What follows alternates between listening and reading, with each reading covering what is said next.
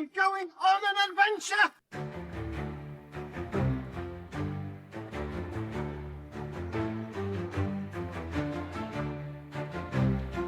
Happy holidays, everyone, and welcome to a very special celebration episode of Talking Smack. This is a continuation of our we blew our own minds by realizing 10 years ago was 2014 and just the movies that came out in that year. With the Hobbit Trilogy coming to a close in 2014, we have officially come to 10 years to close out the... I think the best way to put it is disappointing Hobbit Trilogy. And we figured, let's talk about it. We've had 10 years of hindsight. We've had 10 years to sit on these movies and the extended editions as well.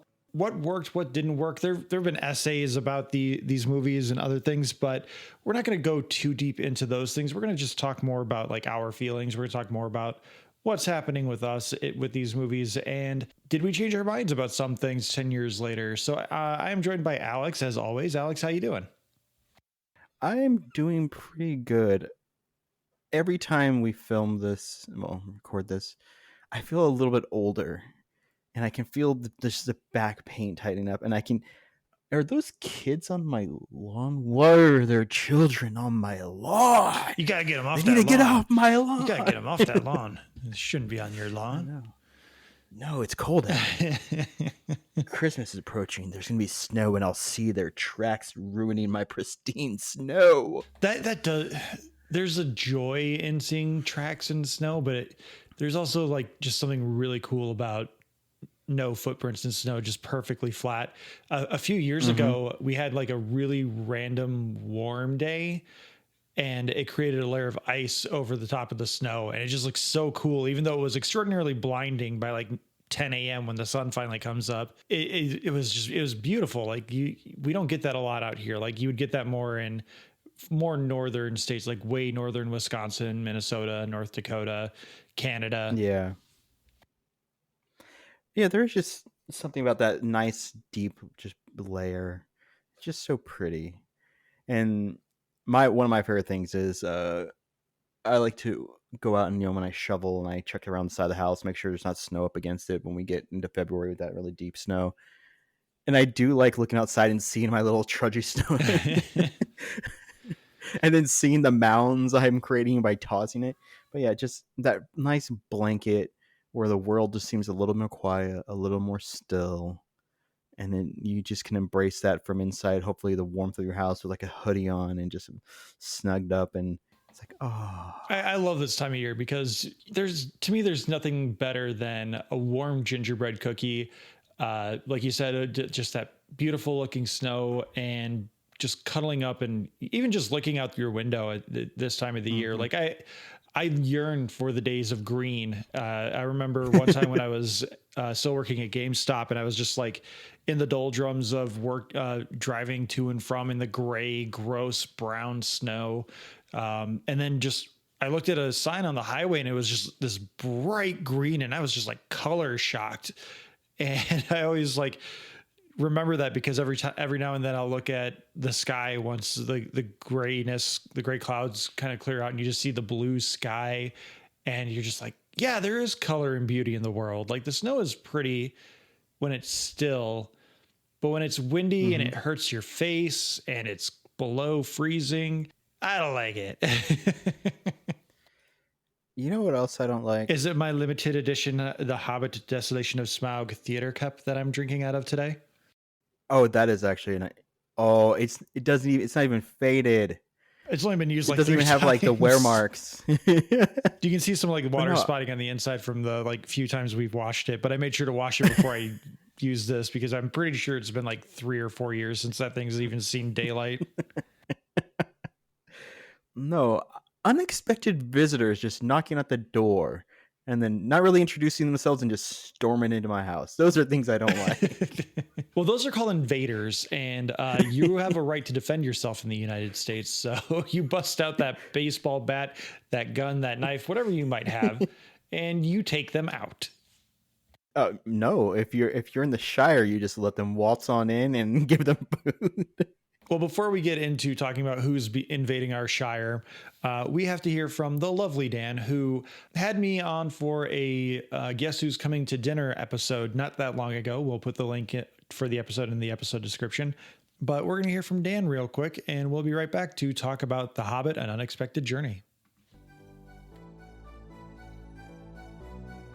Fancy taking a humorous trip down a random topic each week? You do? Well, you're in luck. Casting Views, presented by me, Dan, and a host of guests, bring you just that. With topics from the world of entertainment, science, sport, and everyday life, there's bound to be a topic that's going to inform and amuse. Catch Casting Views every Sunday on all listening platforms now. And we're back. So, Alex, let's dive into this thing. Let's go back to 2012 when The Hobbit: An Unexpected Journey came out. Where were you in your life? How excited were you for this? Even knowing, I think even when they were promoting this film, most everyone knew that the Guillermo del Toro production process had fallen through. Peter Jackson took over, and they were extending this out to a trilogy. So where were you in your hype meter for this film? I don't know if you can see it, but if we're going back looking through the crystal or viewing Alex 12 The years ago. Palantir is not being used right now. That's off limits. I mean, I can hold on to it briefly and then get called a fool. Fool of a took. Apparently get to... But there's the hype train, which is coming into the station, and I'm at home.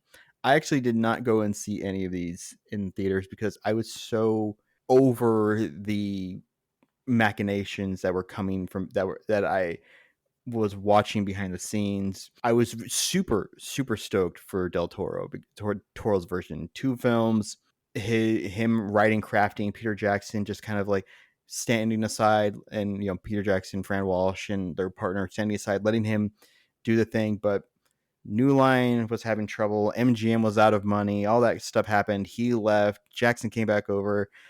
Just seeing some of the initial stills, I was not buying into any of the, this is a high frame rate. We're not doing 24, we're doing 60, and you have to like go to a special theater with like special glasses for the 3D version. And I wasn't was it 48 frames a second? I think that was the limitation for theaters at the time. I think 48. It was some random number. It wasn't even 60 frames per second, which putting on my old man boomer hat here, 30 frames per second is fine. 60 frames per second is unnecessary. It looks gross. Yeah. So I actually didn't watch them. I watched the box office come in. I was like, that sounds about right. Some of the reception. I actually didn't watch this until about 5 years ago. Yeah, it was during the pandemic. It was about a little under 4 years ago, and I finally watched them all in one day. And in some ways, it was kind of a hate watch of the whole, like, I was right.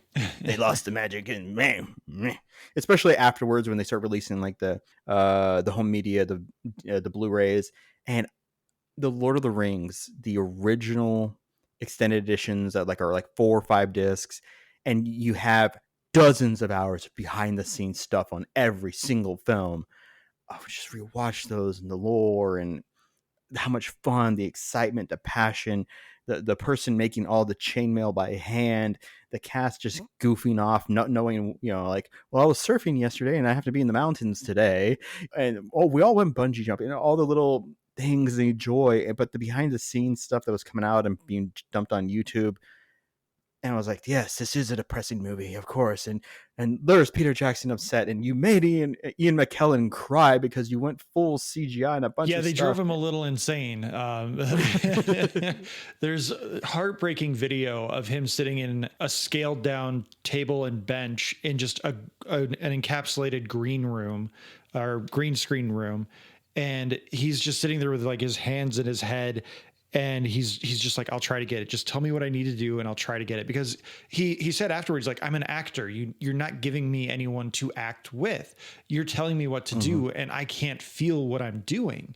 And he was just broken through that process. And I know it's going to be said by someone, but we are well aware that the reason they couldn't do like the forced perspective and they were forced to do green screen heavy CGI is because they were filming this in 3D because that was the thing to do at the time, because Avatar broke the system.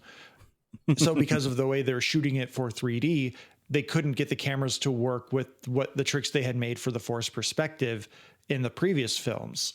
And so they had to just green screen everything. And the lack of the ability, I guess, the inability to compensate because they needed to get that extra $3 a ticket, $5 a ticket for 3D audiences hurt this film so badly. Yeah. Just 2012, I was fully off the train and I wouldn't board it for 8 years. What about you? I was very excited for this film. I wanted to enjoy it. I wanted to give it the benefit of the doubt. Ricky and I had just started dating. We'd only been dating for like 2 or 3 months at the time. And I was really excited because Lord of the Rings was our Star Wars. That's what that was the trilogy that defined our generation. Truly. I was okay with them stretching it out because, you know, in Peter Jackson we trust, whatever. I was so excited. Ricky had given me a copy. I wish I would have brought it to show you, but it's just like a little pocket copy of The Hobbit. And I read through it while I helped nurse her back from her getting her wisdom teeth pulled and stuff. So like whenever she would nap, I would read The Hobbit for a little while at a time. I was in for it. I was ready for whatever may come what may, whatever. And I think the first one, especially looking back at it right now, the first one suffers from Kingdom of the Crystal Skull syndrome. We have this previous film where, yes, there's a lot of CGI and special effects that are used to augment the performances, the reality of the world. But it's used in such a way in the original trilogy that you accept it, even though it's not like the best when it's everything that's not Gollum. And there's some really cheesy stuff that happens, like Legolas sliding down the Oliphant's trunk during the Battle of Pelennor Fields or whatever that is in the Return of the King. I hate that moment. Like that is my least favorite thing from that original trilogy. But this one, I have not watched this movie all the way through probably since 2013 when the extended edition came out. And I played in the background because Howard Shore is the only one who showed up to work for this. Oh, and yes. I'm forgetting his name. Played Bilbo. Martin Short. Martin Freeman. Yeah, not Martin Short. He's very short in the film. Martin Freeman. Martin Short would be amazing. He would have been an amazing Bilbo in like the 90s. Yes, he would have. Martin Freeman, I think he does really great with what he was given.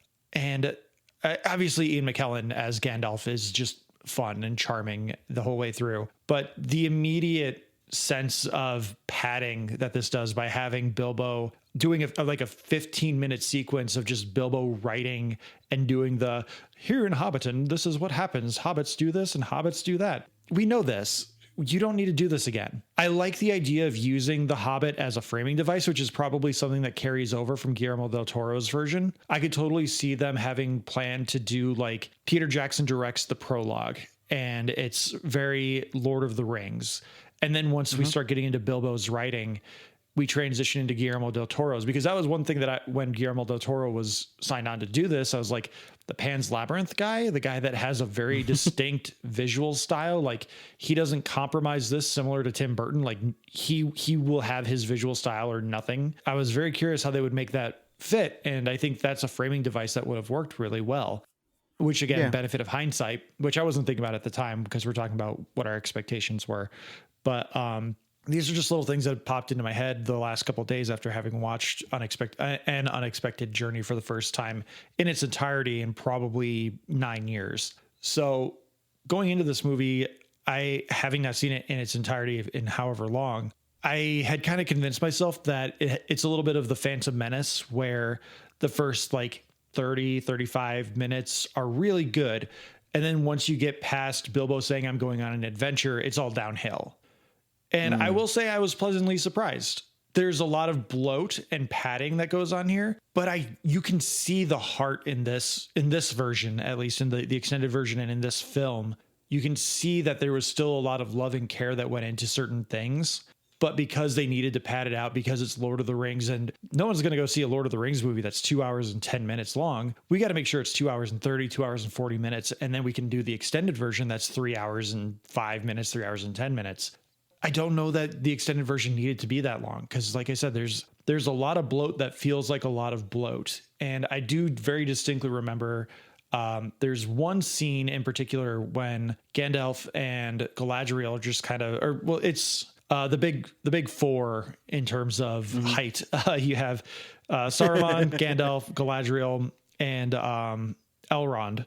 The three others are interrogating Gandalf because they're trying to figure out like what he's doing with the dwarves, and they have this moment where Galadriel's having a telepathic conversation with him. The moment where Gandalf just gives this like wry little smile when she's like, "Oh, they've already left. You're just stalling for time." The wry smile bothered me at the moment when I saw this in theaters back in 2012 because it felt very Harry Potter-ish. Because at a certain point, the Harry Potter movies became very self-aware and just started padding in little fan reference moments where they gave a little wink to the camera, like, this is from the book. This is something you guys meme. This is something you guys like. And obviously everyone loves Gandalf. Everyone loves Ian McKellen. So giving him that like little smirky moment, it's cute even now. But I remember in the moment, I was just like, I don't like that. And it still kind of lingers. Whereas like, I remember not liking this because I'm more attached to Ian McKellen having another 10 years past this. I'm feeling it a little bit more, like maybe the nostalgia goggles are kicking in, but that's a moment that really kind of stuck with me in terms of like, this is why I don't like this movie. This is why I think this movie is not good after I'm going on an adventure. So my first watch through 4 years ago, it was an utter hate watch, and I just watched it all at once because it happened to be on like TNT or something like that. They were showing them all, so it was actually more like 12 hours of my life instead of 9.5. And it just, nothing really hit me. It was just all like, yep, I knew this was bad. Yeah, but and that's the way I felt the entire time watching it. But then I rewatched it this morning, and Josh, it's charming. It's kind of works for me. Yeah, like that's like what I'm saying. Like, I feel like if I had the ability and the time, I could make a version of this film through the extended cut that is probably a brisk 2 hours and 10 minutes, maybe a little less. That's coherent and good. But there's so much stuff that they just had to pad out that it doesn't work after a certain point. And the CGI really hurts it too, like the heavy use of CGI. So there is an image that they released when Del Toro was going to do it, like back in like 2009 or 10, right before everything kind of fell apart. And then we were able to get things enough together to have Peter Jackson and Fran Walsh and their partner took over. And it is a great image. It shows you that his version was supposed to be 2 parts, and his version was going to be a little bit darker. It was going to be a little bit more, I'm projecting, but I think it was a little more dark. No way. I know. To me, it would have been more like, crap. You actually said the name of it. Not The Shape of Water. Pan's Labyrinth? Pan's Labyrinth. Thank you. Where it is still kind of a children's tale, but you can have a little bit of darkness in there. Gandalf's robes are really dirty. You can actually see all the dirt and grime under his fingernails. His beard's is like soot covered or something with the gray. And you can see he's going for a slightly different angle. Now, I feel like the movie is charming, and it is a little padded because you can tell they were just trying to stretch 2 into 3, and especially when you have rewrites. And you're right, the CGI is bad. Like when Gandalf is walking with the rest of the dwarves inside of Bilbo's house, that is so weird because you can tell they're not in frame together, but then they kind of are, and especially when then at the table together, like there's one moment where like Gandalf moves like his arm and it like touches the table, but you can kind of tell they just blurred it because maybe he interacted with another actor who wasn't supposed to be there at that moment because they were just trying to fit everybody in the frame with the composites and stuff. But the first like 9 minutes, I forgot how good that was. In the Lord of the Rings, we have Galadriel doing the story of the ring and how it disappeared and someone who wasn't supposed to find it, But this one actually, it works. Yeah, the fall of Erebor and the Lonely Mountain. Yeah, it's beautiful graphics, the way it's done. You can tell those are a bunch of actors on set. You get really good views of all the different dwarves. I actually respect the hell out of that. The 12 dwarves, I have no clue what their names are other than there's Thorin Oakenshield and there's Handsome Guy. If you could quiz me, because I feel like after this rewatch, I might remember. But I don't know. Okay, let's do that. Pull up the list and let me see if I can do it. All right. Let me see. We'll trim this. Okay. Here, hold on. Okay, I got All the right. 12. So we've got Thorin, Mm-hmm. Dwalin, Balin. Are those Feely, two different Keely. people? Or Dwalin and Balin, yeah. Dwalin is the short, gray-haired one. Balin is slightly taller, bald. Mhm. So Thorin, Dwalin, Balin, Keely, Feely, Oin, Gloin, Bomber, Biffer, Bofer, Nuri, yes, and Dory, yes, or Ori. Nori and Dory. And then you have Gandalf and Bilbo to make the company 14. Wow, that is impressive. All I know is Thorin Oakenshield and Hot Guy. I remember Bomber mostly because in the books, his name might as well be Poor Fat Bomber. Yes, Because Tolkien loved just pointing out how fat he was and how unfortunate it was for him to be that fat, because every single situation they ended up in, it was Poor Fat Bomber. yeah. But the makeup on them, especially when they're in Hobbiton, it's fantastic. You do get a sense of all the personality of them. And so anyway, go back. The prequel opening, great. Showing Ian Holmes writing a little bit, great. But then Elijah frickin' Woods walks into frame. I'm like, oh, that's right. And that, like, He's 10 years older. yes. And no offense, he he gets looks very young when he goes to that forest. yes. And I was like, And Ian Holm looks older too. Like Yeah. he's leaner. He sounds older. Yeah. Like it's a little bit of James Earl Jones in Rogue One, where you're Mhm. like, oh, he's old yeah. now. And they didn't need Elijah Wood there. They could have had maybe he was writing this stuff at the Elven Forest where he starts to age suddenly, because once he gives up the ring and he goes to hang out with the elves, he suddenly just gets old, you know. Mhm. But obviously that's not where he wrote the book, and I mean, just being faithful, but that was just unneeded. And hammering the sign, no entrance party guests, that was just unneeded. But then it starts to pick up again, because once Gandalf shows up and Ian McKellen is doing his thing and Martin Freeman is being just this dour sourpuss. They nail that Oh. scene. Like that's taken directly from the book. I'm looking for someone to share in an adventure. Yeah. Like that is pitch perfect, that scene. The when the dwarf starts showing up, I loved that. And to me, this movie works with he's annoyed by it and all this stuff. I didn't need I hated the line, and what they did to the bathroom, my plumbing's just short. I'm like, really? I didn't need a poop joke in here. Your house is already wrecked. We see people literally scraping off mud on your grandmother's trunk. You are worried about them doling the cutlery. I didn't need that line, but the cleanup they do to make the house clean again after they're finished eating is charming. It's just adorable. I like the song. Yeah. That's also straight from the book, but I hate how weightless the cleaning process is for You them. mean the plates fly? It's where they like bump it with their elbows and they're like catching things and throwing it. Yeah. Like I love Bomber like cleaning the plates by eating the crumbs off and Yeah. just like shoveling it into his It's face. cute. Like I love all that. Yeah. I like the song. I like that they're having fun. They're jovial, but there's something off with the way they're using the CGI, because again, it's just very weightless. Mhm. It's like Breckenmeyer holding Garfield in the Garfield movie. He's not doing anything. He's not holding anything. He's just got his hands here, and they're like, "We'll just CGI it. Don't worry about Yeah. it."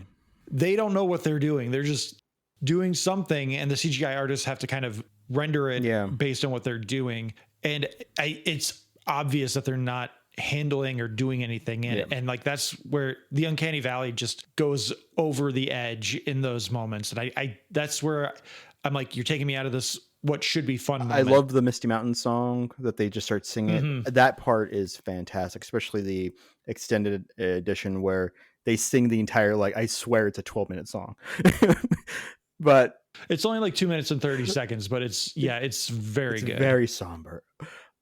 And that all works, but you can start to tell very, very quickly from scene to scene what was supposed to be kind of like a dark children's fairy tale and what is supposed to be gritty Lord of the Rings. Like the jokiness of like the contract is like, oh, incineration. Well, you don't worry, you won't feel it. You're just ash, that stuff is great. But then they get to their first night hanging out and Bilbo's like, what is that? and one of them says, "Oh, those are the orcs," and kind of like they'll like get you or something like that. And it's like, okay, that's fine. But then that pivot to then getting Thorin Oakenshield's backstory of this brutal murder, swords going into people and dwarves falling, and then they keep showing that like the entire battlefield of just dead people and blood, and then also you get the stupidity of, this pissed me off, that big angry orc. I have the pale one. Azog. Yeah, I have it in my notes. I'm like, Azog sucks. Yeah. He is not compelling at all. Well, not that, but that it's CGI. You see all the Yes, that dwarves, too. great makeup. Some of the orcs, great makeup. But then you have this weightless CGI monstrosity who, when they go from a close-up to somebody who has makeup in frame, in camera, to then like a wide shot of this very tall orc who is just not there. It's so bad. Mhm. And especially that pivot of like the jokey of like, well, they'll come and they'll eat you alive, to then, I got my name from the battlefield of death. It's like, oh god, dude, it's so total whiplash, and just the seesaw effect of joy serious is so rough. I think for me, I agree 100% that the Azog character, like I said, I think he sucks just in general. He's not a compelling villain. He's not, and like they get rid of him in the next movie. Like he's not even the perpetual villain. No. He's just there for this one to kind of humble Thorin in a way. I think the framing device of that sequence kind of throws me off every time I watch this, which is now 3 times in its entirety, because Thorin walks like 6 feet away. Yeah. And then Dwalin is like telling the story of how he got his name and the rise of Thorin amongst the dwarves. And then he's like, that's where I saw him, one I could call king. And then Thorin turns around like, you told that story very well. You made me sound very good. Like it made it seem like he was posing, waiting for that line, like they had rehearsed it. And I hate it. I don't like it. It's one of those moments that he needed to be a little further away. Like he needed to just like excuse himself and not be there, because maybe he could just go off and scouts because he's so paranoid and like hateful of orcs. Yeah. And then he comes back like shortly after, and he's just like, we're clear. And like you can deliver the line just before he comes back. But again, he heard that line. Yeah. There's no way he didn't hear that line. Great. And he's like, I should turn around heroically right now. That would be good. Yeah, I think that would make Bilbo really impressed. Yeah, especially when he obviously could hear them, because he turned around and was like, orcs are no laughing matter, or some crap. You know, it's like, oh, come on. Yeah, he's not that far away. And Dwalin is using his normal speaking voice, so he can hear him. And he's just like, that's a good part of the story, Dwalin. Yeah. So like there's little nuances with this that, again, I think there are genuinely good scenes that echo the greatness of what the Lord of the Rings is, or the Lord of the Rings trilogy is, but it's padded and obviously hastily put together because Peter Jackson came in like 3 months, 6 months before they started filming. Yeah. There's practically no pre-production because they were trying to find a director, because Peter Jackson was still so burned out from filming 3 movies in 3 years in 1999 to 2000. And he's just like, I can't do that again. And like, it will kill me. But he had to do it anyway, because someone else was going to come in and maybe not be as honorable to what he had created before. And I respect him for coming back and doing it. But I do think that this movie kind of signifies a lot of what has come up in the modern era, where it's like, we've got a release date to meet. We've got a property that is huge. We need to meet that release date no matter what. And that's kind of bled into what's going on here, because again, there's already some ill will for this movie, because everyone knows you've already stretched out what should be probably 1 movie, maybe 2, into 3 movies. And there's other little things that I like about specifically this one. And I really want to know who it is. Who decided that Radagast the Brown needs to have half his face covered in bird poop? Because Radagast is, I know he was a doctor, right? He was like the 9th Doctor or something. 7th Doctor, Sylvester McCoy. 7th? Yeah.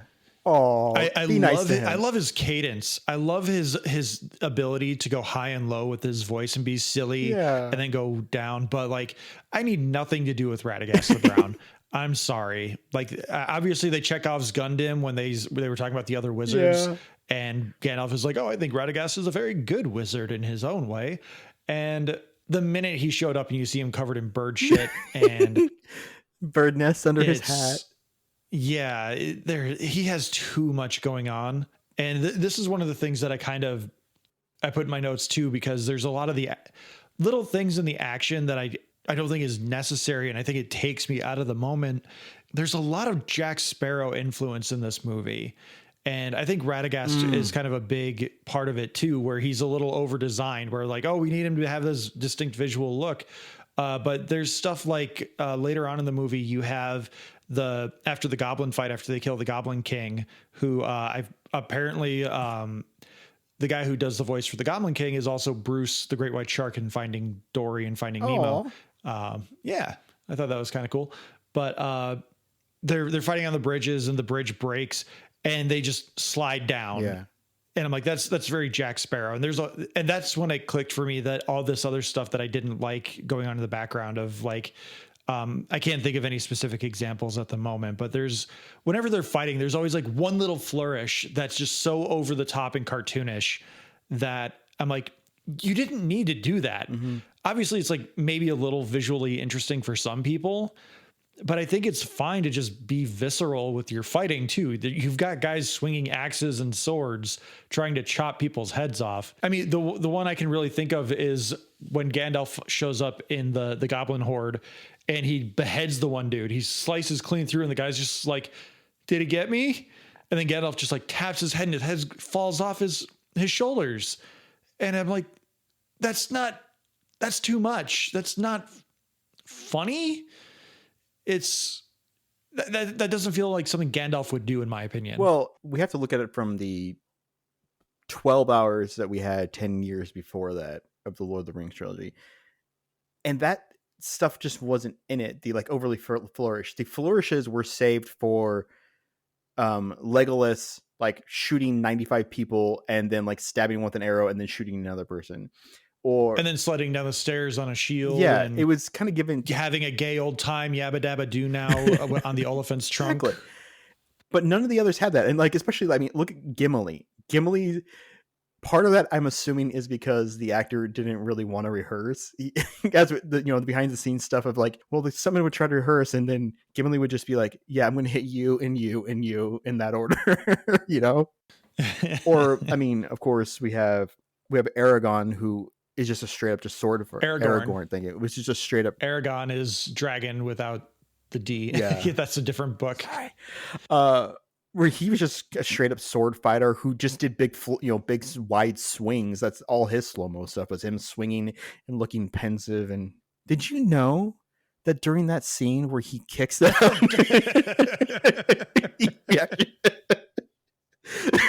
Yes, I did. Yeah. He broke his toe kicking the helmet, and the scream he let out was because he broke his toe. I didn't know if you knew that. I think that's like the number one video on my TikToks right now because I've been doing so much Hobbit and Lord of the Rings research. Yeah. So I think the first movie is charming. And Howard, like you said, Howard Shore brought it. Turning the Misty Mountains song into the theme of these movies, plus winding them all into the Lord of the Rings themes that we know, the Shire theme and all that, like, oh, perfect. No, it is uplifting. It is fun. Like you said, the moment that Bilbo runs out going, I'm on an adventure, and the music kicks in, and you hear a little bit of the Lord of the Rings, but you hear the in the Shire stuff, and it's just spun differently. I absolutely love it. It just, the padding and other stuff gets to me. And then I realized something having watched this. It's only the second and third movie that I still despise. Yeah. I decided I'm not going to watch these like in order. I'm going to watch them before we record each one. Yeah. Just because I don't want to have, especially the third movie, like I'm pretty sure I still have like a little ulcer in my stomach from that all CGI dwarf that shows up in the Battle of the Five Armies. I hate that. Yeah. None of the overly padded fan service, like Legolas returning and then adding Toriel. By the way, and as much as I love Lee Pace, I did not need him repeatedly in the other movies. But all of that is all that really the worst of the baggage to me is being saved in the other ones. This one, like you said, trim it down to like 158, 210. It would probably stand on its own as the first part of a lovely little movie. Yeah, it could be part 1 of part 2, or like you could trim out the fat of 2 and 3 and make a really okay part 2. Yeah. I don't know if you could make a good part 2, but there is a great movie hidden in the fat of this movie. And anytime that they allude to or show Smaug, it's so good. When the prequel of The Fall of the City, you don't even see the full body, you just see fire and like a leg and stuff like that. And of course they sequel bait you, they tease you at the end of this one with like, hey, it's still coming. Big dragon still coming, guys. Which I know we got a great Benedict Cumberbatch did a great job with his Smaug, and traditional great looking dragon that you expect, especially they pay homage to the Hobbit book with the look of them, the Hobbit cover. But Peter Jackson's chonky weird dragon could have been really cool. You mean Guillermo del thank you, Toro's? Guillermo del Toro's chonk dragon, but that concept art was released of like just everything's just more like veiny and thicker, and because he wanted to, like, in my opinion, he wanted to make you that this dragon's invincible except for that one spot, so you get this like really thickly layered body and armor and rolls, and who knows what other kind of weird stuff is dangling, whiskers or something. There's some weird concept art. It's Guillermo del Toro. Yeah, he's going to have a lot of stuff. Yeah. So I know we're talking a lot of negatives here, but like we said before, though, I'm looking for someone to share in an adventure, the good morning bit, the dinner meeting bit, the riddles in the dark where Gollum comes back for just that one scene is also, I remember when this movie came out, like that was the one thing everyone talked about was the riddles in the dark scene kind of saves this movie, which I don't think is necessarily wrong, but I do think that it's the best part of a very cluttered conclusion to the movie because it takes place with like 30 or 40 minutes left in the film, at least in the extended version. Yeah. And the movie ends with like 3 consecutive action sequences. You have the stone giants, then you have the goblins, then you have riddles in the dark, then you have more goblins, and then you have the fight with Azog and his orcs, and then you have the conclusion. And it's exhausting. It is, but it is really nice to see that scene, and especially since it wasn't made up, it wasn't padded, it was well done. And I think they blended the original version of, like, it was supposed to be just kind of this one-off thing before he realized that ring was the ring from Lord of the Rings and he needed to go back and adjust it a little bit. Tolkien did, which at one point Tolkien said, I need to stop messing with my book because it's a children's tale. But it is good. They kind of they show you a different side of Gollum, which I really appreciate.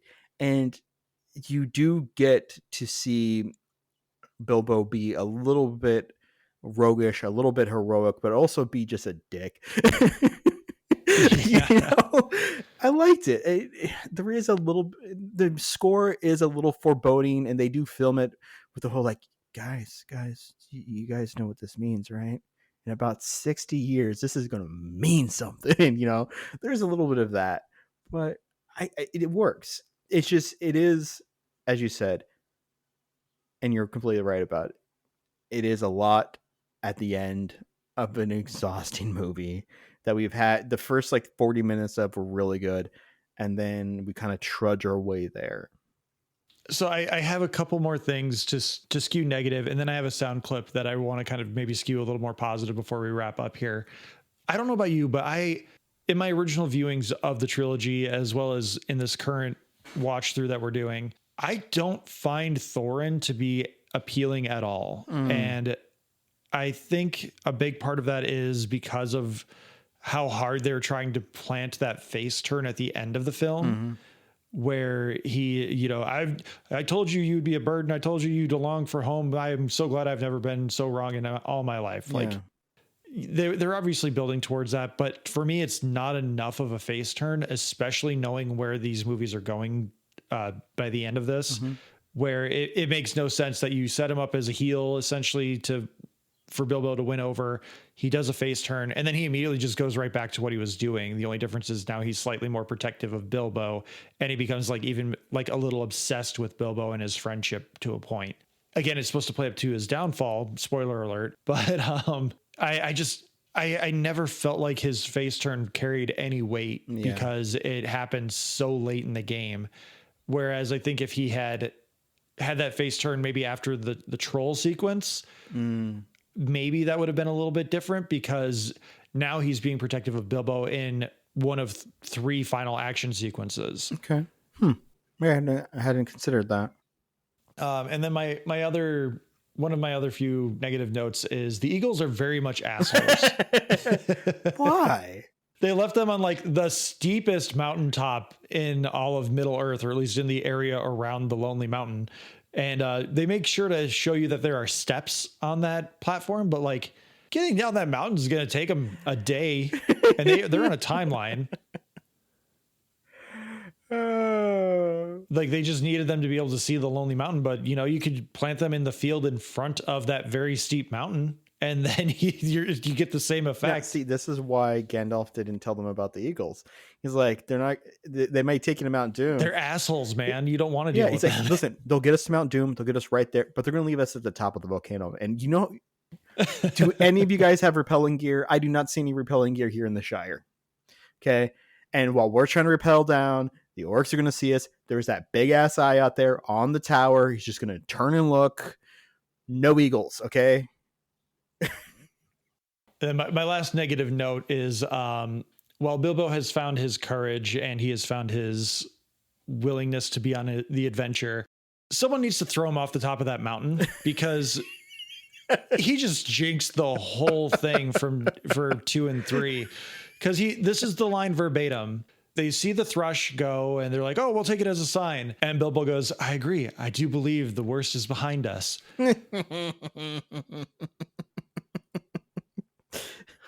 You don't say that shit, Bilbo. I know this is your first adventure. You don't say that thing. You don't. It's not advised. That does remind me. There are 2, maybe 3 moments in this film where they obviously set up for the person to be proven wrong. Number 1, the entire reason they're going is it's been 60 years since anybody has seen or heard from Smaug. Therefore, he must be dead. It's like, really? Dragons live forever, and you're saying 60 years is long enough? You don't think maybe he's just sleeping? Or maybe, I don't know, had a large nap? Or got stuck inside because he's a chub dragon now? Also, on that point, who made that prophecy? Did like they got kicked out of Erebor and someone just went, we'll be back. Let's make a cool rhyme about it. Yeah. And then Thorin Oakenshield going, because he chopped off the big orc's arm. He's like, he's been dead. He must be dead by now. He died of his wounds. It's an arm.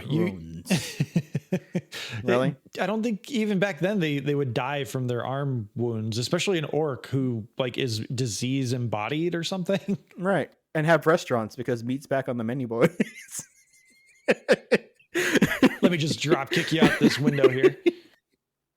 Did you know when Aragorn blocked that knife that was thrown at him, that was real? Because the guy in the orc makeup couldn't actually really see and didn't mean to throw it directly at him, but he blocked it for real. That reminds me, another unintentional, maybe it was an intentional gag, but because they need to establish certain moments where someone arrives triumphantly or something. Yeah. When they arrive in Rivendell and they talk to some dude, they even drop his name. I don't remember his name, but they talk to some dwarf or elf and they're like, oh, we need to see Elrond, please. And he goes, Elrond's not here. And Gandalf goes, where is he? And then you hear,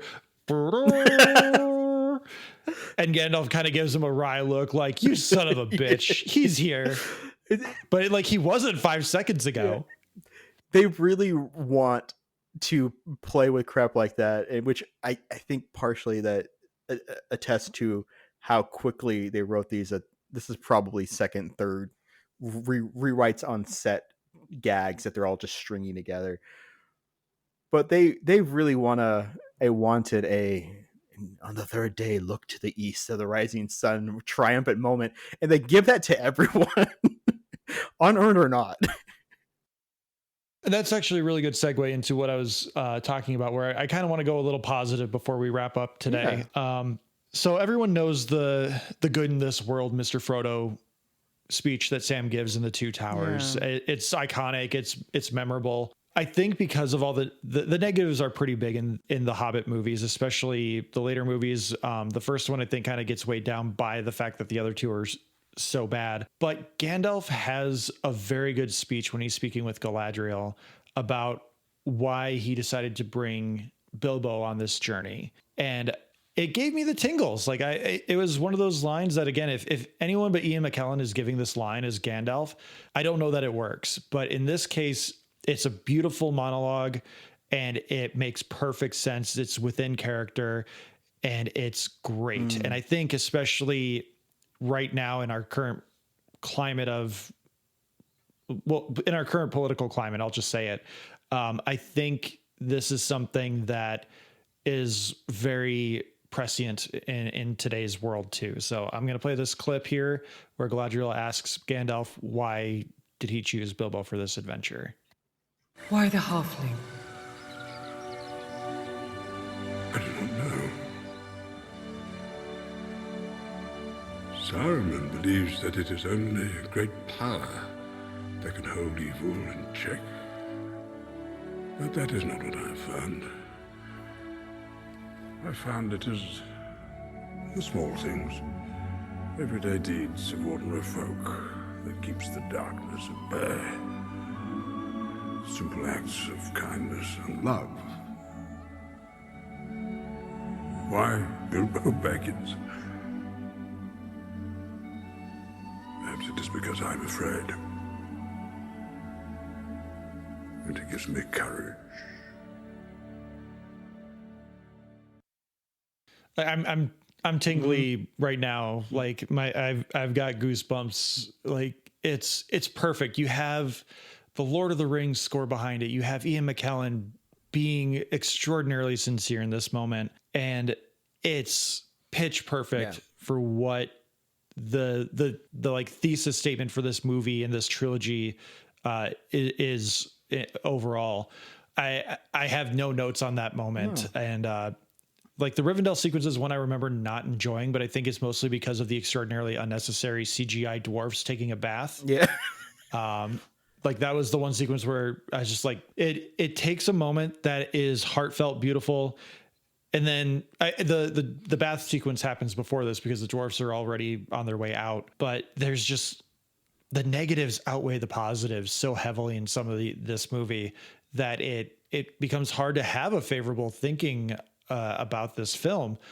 But having 10 years time to sit with it and coming back to it and just kind of trying to look at it from a different lens of, instead of looking at it for like the satisfaction of I'm going to get my Lord of the Rings fix, trying to find something in this. And that's kind of what we're doing with this trilogy. Like the idea was we're going to celebrate ending with a question mark, this trilogy, but at least with this first one, I came away more positive about the film, which I know we've talked about a lot of negatives today, which it's easy to skew negative, but I wanted to end positively because I walked away feeling a little better about this movie in particular than I had felt about it for the last 10 years. Oh, definitely. I didn't go see them in theaters. I was just in my meh phase, and then watched them on TNT. But I'm like, all right, Josh gave me the assignment. Let me revisit this because all I'm gonna remember. All I'm gonna be is like, well, Legolas things like that wasn't in the first one. Well, Tauriel, not in the first one, dude. I'm like, oh, okay. Well, the Battle of Five Armies, that's literally the last one. I was like, okay, so let me take a moment. Let me start rewatch as we do this. Rewatch each one, and put it on first thing in the morning. And I was like, oh yeah, this is good. This is is it hitting S tier? No, but there are No. charming moments. The makeup is astounding. The music is just pulls you into the good moments, softens the bad ones, and the actors, the set design were trying their damnedest of like, we need to recreate magic, and in many ways they did. It's just the bloat takes a bit away from it, which is we're going to see in the next ones if has that baggage carries on. But for the first part, yeah, I see why this made $1 billion.